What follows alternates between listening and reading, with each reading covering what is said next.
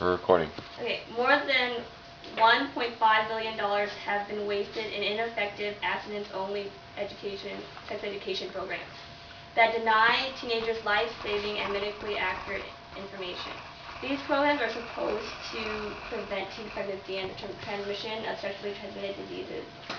But study after study have shown that these programs have been ineffective. But another part of the problem is that many adults, not just parents, are afraid to talk to teenagers about sex.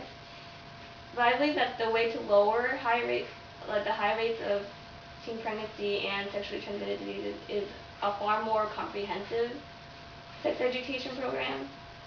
Like, people, they can push all they want, like abstinence as the only option, but many studies have shown that 47% of U.S. teenagers will have sex before they leave high school.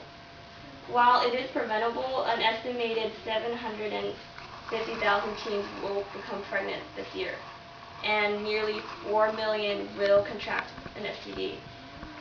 Without medically accurate information, the teens will more likely to have sex without any kind of form of contraception.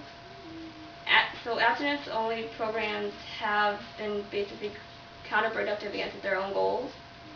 And one reason behind these programs is the influence of the religious right and conservative social agendas in the federal government's approach, towards abstinence-only programs. But another reason, often adults feel too uncomfortable to talk about sex to their teens, so they don't.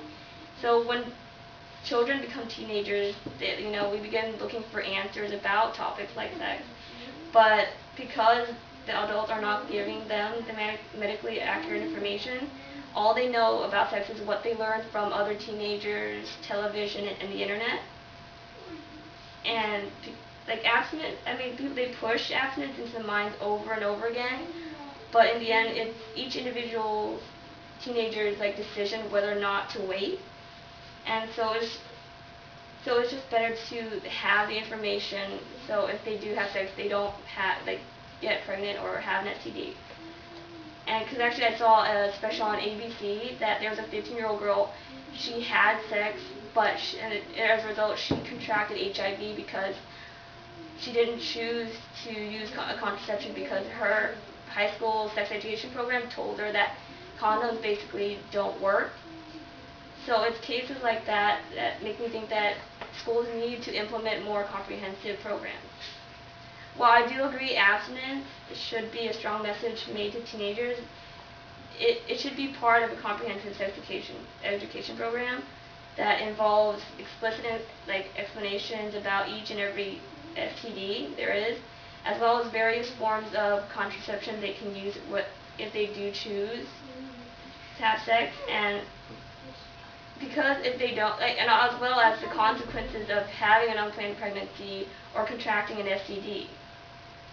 And these programs should begin probably about 5th or 6th grade, because 14 or 15 used to be young, but now there are girls that are walking into 6th grade and they're pregnant. And so, yeah.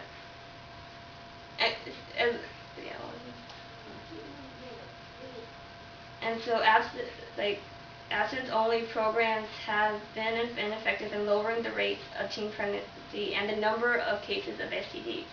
And since many adults find it uncomfortable for them to talk about the sensitive topic of sex to their kids, more comprehensive programs should replace these abstinence-only programs, and so that because the number of teens not choosing to wait is increasing. So we need to equip them with the necessary information to prevent unwanted permanent consequences.